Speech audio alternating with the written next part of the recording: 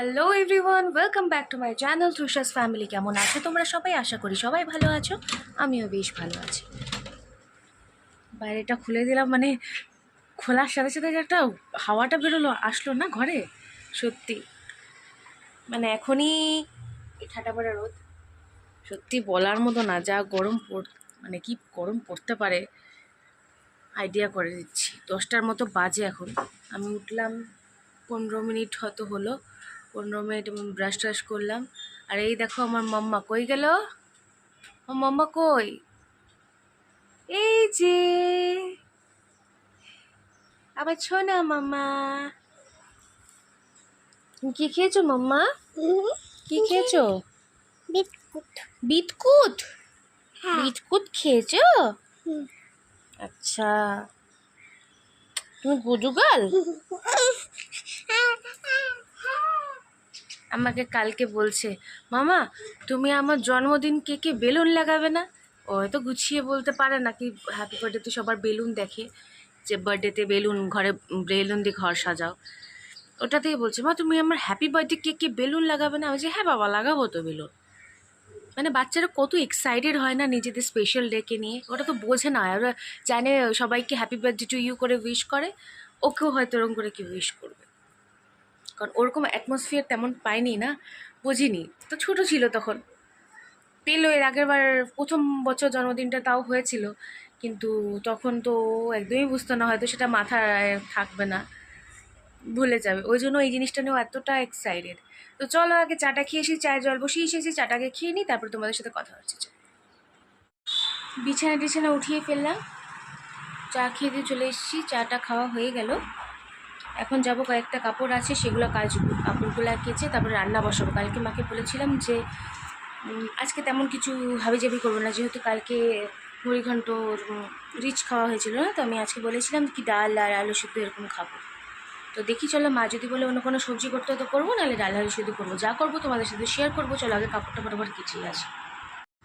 তো দেখো এখানে ভেন্ডি ভাজা বসিয়ে দিচ্ছি, এটা দুপুরে খাওয়ার জন্যই করা হয়েছিল, যদি কেউ সকালে খায় তো খাবে, কিন্তু করে রাখছি।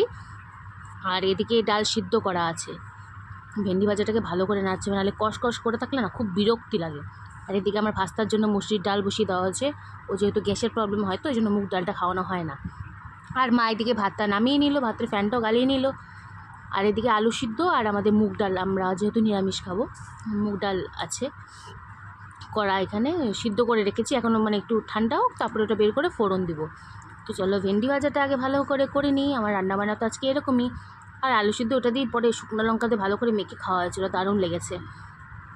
আর দেখো ওদিকে বাইরে আমার মিকোকে ফার্স্টে দেখিয়ে দিলাম, আমার মিকো হ্যান্ডসাম এখানে বসে আছে। আর আমার যে বাচ্চাগুলা, ওই দেখো ওই ছোটোটা যেন, আমার ভাস্তার খুব জ্বর, 103-এর মতো জ্বর। দেখো একটু যে স্নান করালো তো জাস্ট, ওই জন্য হয়তো খেলতে পারছে, জ্বরটা একটু নামছে। কিছু এই 5 মিনিট খেলেছে, তারপর আবার ওর ঘুমিয়ে জ্বর এসেছিলো। সত্যি বাচ্চা কাচ্চাদের কিছু হলে না খুব খারাপ লাগে। আর এদের জামা কাপড় সব শুকিয়ে দিয়েছে, এত রোদ বাপ রে বাপ। আর আমার মাম্মা এখানে এসে বসে পড়লো খেলতে, মানে এক জায়গায় বেশিক্ষণ থাকতে পারে না। আর ওদিকে খেলছে, খেলুক, আর ওদেরকে ডিস্টার্ব করবো না। তো আমি এখন যাই, রান্না বান্নাটা আগে কমপ্লিট করে নিই, তারপরে আবার আসছি। তো আমি এখন রান্নাবান্না কমপ্লিট করে আসলাম, এখনও গ্যাসটা সেগুলো কিছু মোছা হয়নি।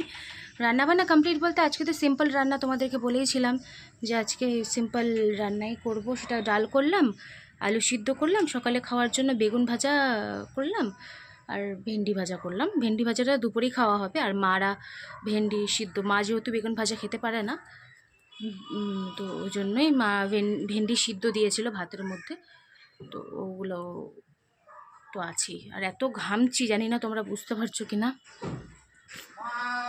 প্রচণ্ড গরম, প্রচণ্ড, বাপরে বাবা, মানে কী যে হবে আমি। আর আমার মেয়েরও জ্বর ছিল, মেয়ের জ্বরটা তো আজকে কম আছে, ব্যথাটাও একটু কম বলছে, রাত্রিবেলায় অনেক ছটফট করছে ব্যথার জন্য। ওষুধ তো খাইয়ে দিয়েছি, তাও ছটফট করছিল। আজকে আমি সকালবেলা উঠে দেখি আমার ভাস্তারও শরীর খুব খারাপ, মানে জ্বর, গা পুড়ে যাচ্ছে। মানে ওই জ্বর দেখে ওকে স্নান করিয়ে দেওয়া হলো, স্নান করার পরে কিছুক্ষণ 5 মিনিট মতো ঠিক ছিল, ওই 5 মিনিট একটু খেললো, আবার এখন জ্বর আসছে, মা এখন কোলে করে নিয়ে বসছে। মানে বাচ্চাদের জ্বর জারি না একদম ভালোও লাগে না, কি করা যাবে বলো, কিছু তো করার নাই। তো হলো আমার এদিকের কাজটা তো কোনোভাবে কমপ্লিট হলো। এবার গ্যাস ট্যাস মোছা বাকি আছে, বাসন টাসন কিছু মেজে নিয়েছি, আর কিছু বাকি আছে, সেগুলো সব করে নিব। করে নিয়ে একবারে তোমাদের সাথে দেখা হচ্ছে। চলো।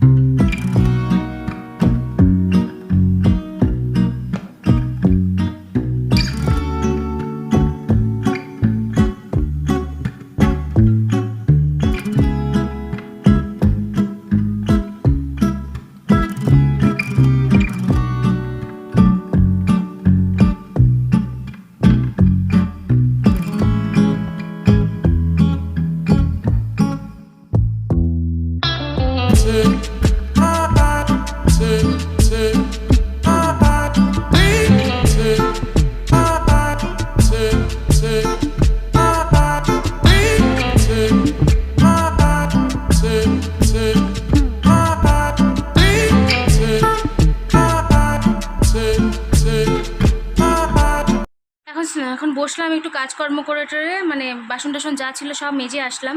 আর ফ্যানটা জোরে দিয়েছি, হয়তো একটু নয়েজ হতে পারে, একটু আওয়াজটা ক্লিয়ার না আসতে পারে, কিন্তু কেন উপায় নেই। ফ্যান ছাড়া আমাদের ঘরে তো এসি নেই, যা এসি চালাবো, আমাদের ঘরে ফ্যানই আছে, তো ফ্যানটাই চালাতে হচ্ছে। প্রচণ্ড গরম, প্রচণ্ড গরম, মানে একটু টাইমে আগুনের সামনে দাঁড়ানো, রান্নাবান্না করা তো আরও কষ্ট এই গরমের মধ্যে। পুরো অবস্থা খারাপ হয়ে যাচ্ছে। আর আমার ভাস্তার যে বললাম জ্বর, পুরো 103 জ্বর। মা এখন মাপলো, এখন ফটাফট নিয়ে গিয়ে মা আবার মাথা ধোয়াতে নিয়ে গেল, কারণ কি বেশি জ্বর আসলে ডাক্তাররাই বলে ফটাফট স্নান করায় দিতে ঠান্ডা জলে। তো 103 জ্বর উঠে গেছে এটুকু বাচ্চার, তো কষ্ট তো হচ্ছে, ওর কষ্টটা কুকাচ্ছে। এটুকু বাচ্চা যদি কুকায় তাহলে ভাবো কেমন। ওটুকু বাচ্চাটা কুকাচ্ছে, করে যাচ্ছে, মানে পারছে না যে ও আর কী যে, মানে এত জল ঘাটে না এরা দুইটা মিলে, এত জল ঘাটে, মানে চান্স পেলেই হলো জল ঘাটা শুরু। তো ওই জন্যই ঠান্ডাটা আরও লাগছে, বলে লাভ নেই। আমার মেয়েটাও কম না, এখানেও ভুগতে হয়। একে তো ধরার আগে আগে, মানে জ্বর আসার আগে আগে একে ই করতে হয়, নাহলে এরও জ্বর ওরকমই আসে। রাত্রি কেটে যায়, মানে তখন তো রাত্রিবেলা হলে ভয়টা বেশি লাগে যে রাত্রিবেলা যদি হয়, কিন্তু দিনের বেলা হলে তাও একটু শান্তি, যে না ডাক্তার দেখাই আসলো, হোমিওপ্যাথিটাই দেখালো, যেখানে আমি গদনকে দেখাই ওখানেই দেখালো, কিন্তু হোমিওপ্যাথি তো টাইম লাগবে। লাস্টে বাধ্য হয়ে এখন ক্যালপল খাওয়ালো কি খাওয়াবে। তো চলো এখন কি করব, এখন ভালো লাগে না। বাড়ির বাচ্চাদের যদি অসুস্থ হয় না, বাচ্চাগুলোর বড়োদের হোক তাও মানা যায়, বড়ো ছোটোদের হলে না এগুলো ভালো লাগে না। তো ওটাই আমি এখন বসে আছি, বসে থাকি কিছুক্ষণ, তারপরে স্নান টান একটু পরে করব। মেয়ের তো স্নান হয়ে গেছে, মা করিয়ে দিয়েছে স্নান। আর আমি এদিকে রান্নাবান্না, আজকে শর্টকাট তো তেমন কিছু হলো না, ওই জন্য টাইম লাগলো না, ফটাফটি হয়ে গেল। 12:15 বাজে, ধরো 12টার মধ্যে আমার হয়ে গেল সব কিছু। ডাল, আলু সিদ্ধ, ভাত, আর কি ঝামেলা তো কিছু নেই। শুকনো লঙ্কা 3-4টা ভেজে রেখেছি, ওটা আলু সিদ্ধ দিয়ে মাখা হবে দুপুরের জন্য। তো শুকনো লঙ্কা না খাওয়াই ভালো, আমার তো ভালো লাগে না, কিন্তু মাঝে মাঝে খাই তাও। তো চলো আসছি, এখন যাই। এই নোটিফিকেশান ঢুকতেই থাকে কত, মানে ফোনটা যে সাইলেন্ট করে আমি ব্লগ করবো ভুলেই যাই, মাথা থেকে বেরিয়ে যায়। তা তো টু টু টু টু হতেই থাকে, প্রত্যেকটা ব্লগের মধ্যে আমার টু টু টু টু পাবেই, তোমরা কম বেশি করে পাবেই। তো এখন দেখি, বাইরে যা রোদ পড়ছে, মানে মাথা ঘুরিয়ে যাবে এরকম রোদে। আমি তাই ভাবছি, শিলিগুড়িতে এরকম বলছি আমরা 36-37 ডিগ্রিতে, বা তার একটু বেশি হবে। কলকাতা সাইডে তো আরও গরম, 40, 41, 42 এরকম গরম ছুঁয়ে যাচ্ছে। ওখানকার মানুষরা কি করছে সত্যি, মানে ভাবার কষ্ট হয়, ওদেরও কষ্ট হয়। গুয়াহাটি ওই সাইডে তো খুব গরম পড়ে, খুব ওদিকটাও সাংঘাতিক গরম পড়ে। শিলিগুড়ি ওয়েদারটা তাও তুলনামূলক ঠান্ডা, অন্য জায়গা থেকে তুলনামূলক ঠান্ডা, কিন্তু এই গরমে আমরা পাগল হয়ে যাচ্ছি। আমরা তো শিলিগুড়িতেও এত এত বছর ধরে আছি, শিলিগুড়িতে এরকম গরম তো দেখিনি। এই ইদানিং তো যত গাছ টাছ কাটা হয় তত আরও গরম গোলা বাড়ছে, কিন্তু আগে তো এরকম গরম ছিল না। যখন আমরা ছোটো ছিলাম ঠান্ডা পড়তো যে 5-6টা করে সোয়েটার পরে আমাদের যেতে হতো শিলিগুড়ির ঠান্ডায়। আর এখন তো ওরকম ঠান্ডা পড়েই না, এখন এটুকু ঠান্ডা পড়লে আমাদের কপাল যে না ঠান্ডা পড়ছে। মানে বারবার করে ফ্যানের নিচে বসেও ঘাম মুছতে হচ্ছে আমাকে, তাহলে ভাবতে পারছো অবস্থা। আর আমার একটু গরমটা বেশি লাগে, মানে গরম আমি একদম সহ্য করতে পারি না। গরম পড়লেই না আমার প্রেশার হাই হয়ে যায়, যে কী যে করবো আমি বুঝে পাচ্ছি না। কয়দিন ধরে তোমাদের বললাম না শরীরটা ভালো না, তার মধ্যে আবার ঘুম আসে না, সবচেয়ে বড় মেন। প্রেশার তো আমার বাড়বেই, ওটাই ভাবছি যদি প্রেশার এর আগের বারের যে গরমে আমার তো প্রেশার উঠে মাথা ঘোরায় 180-তে উঠে গেছিলো, মাথা ঘুরিয়ে টুরিয়ে পড়েছিলাম, টোটো থেকে পড়ে গেছিলাম। যাচ্ছিলাম তখন আমি কোথায় যেন যাচ্ছিলাম, কোনো একটা কাজে যাচ্ছিলাম, তো টোটোর থেকে মাথা ঘুরিয়ে পড়ে গেছে, এত প্রেশার। এবার যেখানে পড়ছি ঠাকুরগ্রামে, সেটা হসপিটালের আশেপাশেই ছিল, মানে কোটমোড় তোমাদেরকে বলি না, কোটমোড়ের ওখানেই হসপিটাল আছে, তার পাশে মেডিসিনের অনেক শপ আছে, ওই শপের ওখানেই মাথা ঘুরে পড়ে গেছিলাম একটু আগিয়ে। নাহলে যে একটা বড় বিপদ হতো যদি মেন রোডে এরকম চলতি গাড়ি থেকে পড়ে যেতাম। চলতি গাড়িটা দাঁড়ানো ছিল বলে, টোটোটা দাঁড়ানো ছিল বলে ঠিক ছিল। তো মার তো খাওয়া দাওয়া হয়ে গেলো ভেন্ডি সিদ্ধ, আমি এখনও খাইনি, ইচ্ছা করছে না, এই গরমে না কিছু খেতেও ইচ্ছা করে না, মনে হচ্ছে শুধু ঠান্ডা ঠান্ডা কিছু খাই। তো দেখি চলো কিছুক্ষণ বসি, তারপরে দেখি যদি খাওয়া যায়, নাহলে একবারই খেয়ে নিব। এখন তো 12:15 পর্যন্ত বেজেই গেছে, এখন যদি খাই 1টার মধ্যে, ভাবছি একবারে দুপুরে খাবার যদি খেয়ে নিই। তো ওটাই বললাম, তাহলে একবারে দুপুরেই খেয়ে নেবো ভাবছি, মেয়েকেও খাইয়ে দেবো একবারে 1টার সময়। তারপরে ঘুম পাড়াতে একটু লেট হবে, তো মানে লেট হবে, কেউ তো ঘুমায় না, তো তারপরে যদি হয় তারপরে কিছু একটা খাইয়ে দিয়ে তারপরে মেয়েকেও ঘুম পাড়িয়ে দেবো। মেয়েকে 2 ঘন্টা পর পর মেয়ের ওষুধ, যে ওষুধটা এনেছি এখন ঠাকুরের আশীর্বাদে ঠিক আছে, ওষুধটা খুব ভালো দেয় ডাক্তারটা।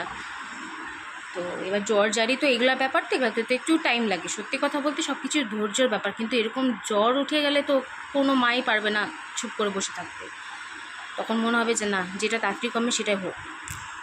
আগেকার দিনে তো ধৈর্য নিয়ে বসে থাকতো না, তখন উপায় ছিল না, তখন অত অ্যালোপ্যাথি এগুলো কিচ্ছু ছিল না, হোমিওপ্যাথির উপরেই মানুষের বেস ছিল। কিন্তু এখনকার দিনে তো কত অপশান বেরিয়ে গেছে, আয়ুর্বেদিক তো বহুত পুরানো, আয়ুর্বেদিকেরও অনেক মানুষ মানে ওষুধ টষুধ খায়, ট্রিটমেন্ট নেয় যে কোনো অসুখে, কিন্তু হোমিওপ্যাথিটা বেস্ট লাগলো। আর আমি এর আগেও ওকে হোমিওপ্যাথি দেখাতাম, ওই ডাক্তারের কাজ অতটা হতো না, কিন্তু এই যে হোমিওপ্যাথি ডাক্তার এত সুন্দর ওষুধ দেয়, মানে একদিন পুরা দিন খাওয়ালে অনেকটা কমে যায়। তো আজকে অনেকটা কম আছে, একবার বলেনি, কালকে রাতে খাওয়ানোর সময় অতটা বলেনি, বলছে 1-2বার বলছে মা ব্যথা করছে, কিন্তু অতটা বলেনি। তো ওই জন্যই আবার ওষুধটা খাইয়ে দিলাম, খাওয়ালাম হচ্ছে 12টার দিকে খাওয়ালাম, আবার 2টার সময় খাওয়াবো। খাওয়ার 10 মিনিট কিছু খেতে পারবে না, খাওয়ার পরে 10 মিনিট কিছু খেতে পারবে না, তারপরে খাবারটা খাবে।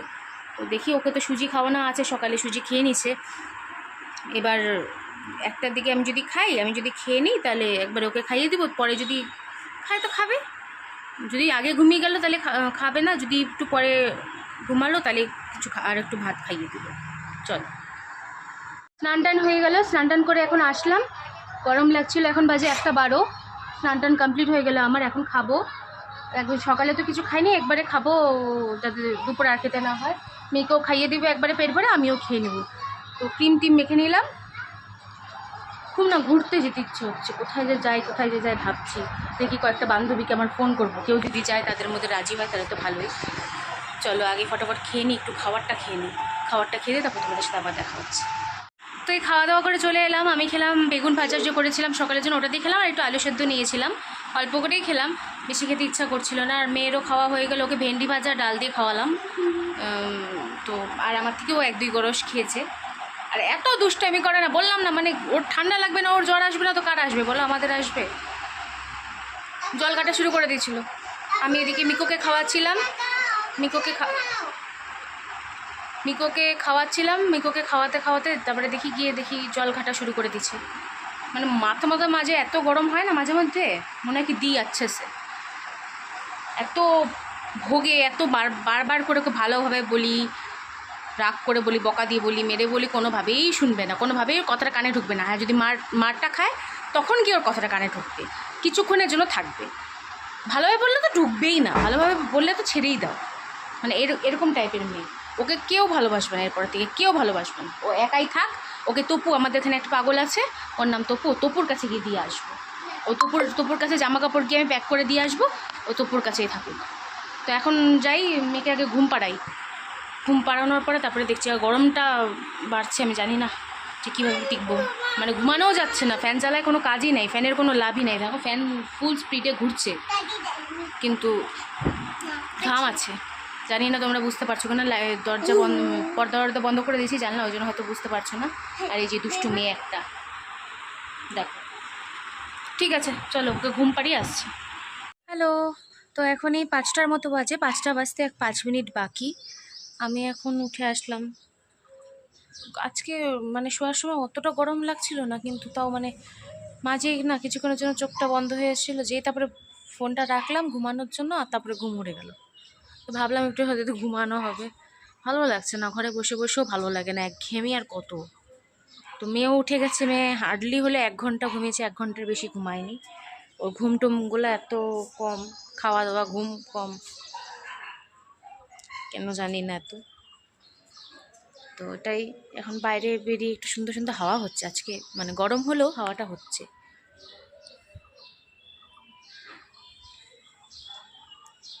এখানে একটা কি গোটার মতো উঠেছে আমার। যাই হোক, একটু হাঁটাচলা করি, কিছুক্ষণ পায়চারি করে, মেয়ে ওখানে আছে, মেয়েকে ঘরের মধ্যে বন্ধ করে এসেছি, মা আর মেয়ে আছে। কারণ উঠতে দেখলে পেছন পেছন উঠে যায়, তো আমি বললাম তুই বস, আমি আসছি বলে আমি বাইরে আসলাম, নাহলে তো ব্লগটা করতে দেবে না। তো চলো একটু বাইরে হাওয়াটা একটু এনজয় করি, যতটুকুই হচ্ছে তো অ্যাটলিস্ট, অন্যদিন তো সেটাও হয় না, আজকে একটুখানি হচ্ছে, তো একটুখানিটাই ভালোভাবে এনজয় করি, তারপরে তোমার সাথে পরে দেখা হচ্ছে। এখন এলাম, তো আমি ফ্রিজের মধ্যে এটা খুঁজে পেলাম, জানি না এটা কি বিগ বস নাকি, জানি না, কারণ অনেকদিন ধরে দেখছি, 2-3-4 দিন হয়ে গেল এটা রাখা আছে, তো ভাবছি এটা একটু খাই, গরমও লাগছে, এটা একটু খাই। তখন তোমাদেরকে বললাম কি ওই জুসটা পেয়েছি কি বিগ বি নাকি, ওটা খাবো, কিন্তু এক ঢোক দিয়ে কি বিশ্রী আমি রেখে দিলাম, বাবা আমি খাবো না। তো এখন একটা সময় খেয়েছি তো খিদে পেয়ে গেছে, তখন একটু নিমকি ছিল আর একটু 1-2টা খুরমা ছিল, এটাই খাবো। তো দেখি একটু খাই, মেয়ের কাছে নিয়ে যাই, তাহলে তো মেয়েও খাবে। চলো দেখা হচ্ছে। এই কোথায় যাচ্ছি বলো তো, আমি কোথায় আর যাবো, আমার ডেইলিকার রুটিন, এই গরমের মধ্যেও আমাকে ছুটতে হচ্ছে কোথায়, গানের প্র্যাকটিস করতে।